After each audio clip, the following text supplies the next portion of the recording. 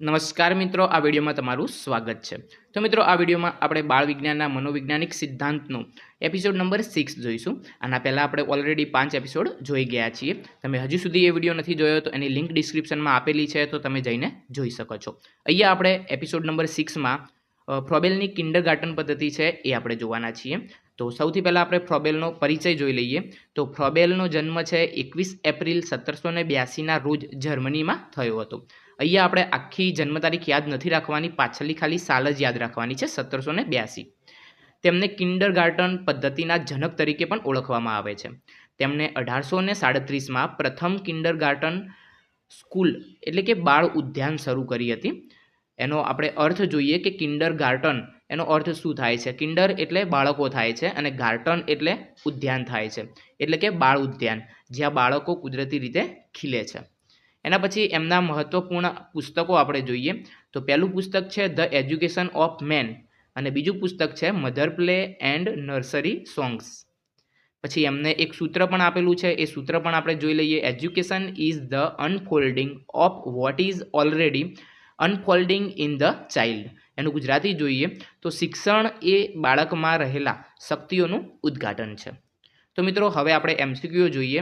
તો પહેલો એમસીક્યુ છે કિન્ડરગાર્ટન પદ્ધતિના સ્થાપક કોણ છે?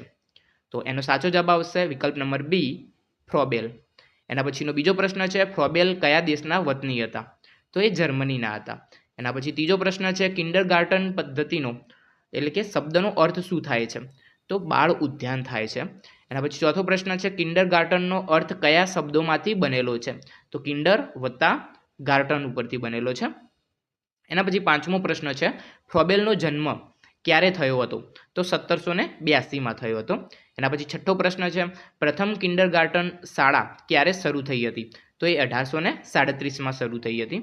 એના પછી સાતમો પ્રશ્ન છે ફ્રોબેલને શિક્ષણ માટે કઈ વસ્તુ પર ભાર આપ્યો છે? તો રમતમાં શીખવવું। એના પછી આઠમો પ્રશ્ન છે એજ્યુકેશન ઓફ મેન પુસ્તક કોણે લખ્યું છે? તો એ ફ્રોબેલે લખેલું છે। એના પછી નવમો પ્રશ્ન છે ફ્રોબેલની દ્રષ્ટિએ બાળક શું છે? તો ફ્રોબેલની દ્રષ્ટિએ બાળક ખીલતું ફૂલ છે। એના પછી 10મો પ્રશ્ન છે કે ફ્રોબેલની પદ્ધતિમાં બાળકને શું કરાવવામાં આવે છે? તો સ્વક્રિયા કરાવવામાં આવે છે, એટલે કે જાતે ક્રિયા કરે છે। એના પછી 11મો પ્રશ્ન છે ફ્રોબેલે બાળકો માટે કઈ ખાસ સામગ્રી બનાવી હતી? તો ગિફ્ટ્સ બનાવી હતી। એના પછી 12મો પ્રશ્ન છે ફ્રોબેલના શિક્ષણમાં પ્લેનો અર્થ શું છે? તો શીખવાની રીત। એના પછી 13મો પ્રશ્ન છે mother is the first teacher of the child વિચાર કોનો છે? તો એ ફ્રોબેલનો છે। એના પછી 14મો પ્રશ્ન છે ફ્રોબેલની દ્રષ્ટિએ શિક્ષણનું ધ્યેય શું છે? તો બાળકની આંતરિક શક્તિનો વિકાસ। એના પછી 15મો પ્રશ્ન છે કિન્ડરગાર્ટન પદ્ધતિમાં શિસ્ત કેવી રીતે વિકસે છે? તો પ્રેમ અને નિયંત્રણથી વિકસે છે। એના પછી 16મો પ્રશ્ન છે ફ્રોબેલે શિક્ષણની સરખામણીમાં કઈ વ્યક્તિ સાથે કરી છે? શિક્ષકની સરખામણી કઈ વ્યક્તિ સાથે કરી છે? તો માળી સાથે કરી છે। એના પછી 17મો પ્રશ્ન છે ફ્રોબેલે શિક્ષણનું કયું માધ્યમ મહત્વનું માન્યું છે? તો રમત છે એ મહત્વનું માન્યું છે। એના પછી 18મો પ્રશ્ન છે કે ફ્રોબેલે બાળકને કુદરત સાથે કઈ રીતે જોડ્યું? તો શિક્ષક તરીકે જોડ્યું છે।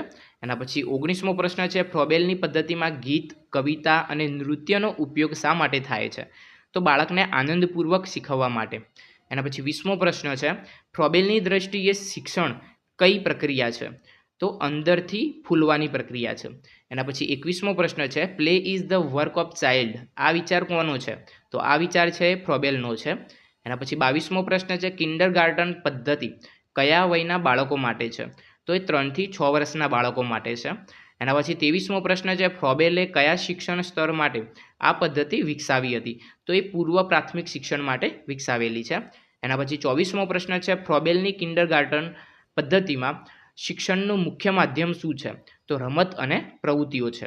એના પછી 25મો પ્રશ્ન છે ફ્રોબેલની શિક્ષણ પદ્ધતિમાં બાળક શું છે?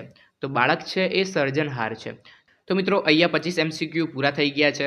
આ છઠ્ઠો એપિસોડ હતો અને આના પછીના 7મા એપિસોડમાં આપણે એક પદ્ધતિ હજુ બાકી છે, એ આપણે લઈને આવીશું। તો આ વિડીયો તમને પસંદ આવ્યો હોય તો આ વિડીયોને લાઇક, શેર અને સબસ્ક્રાઈબ કરવાનું ભૂલશો નહીં।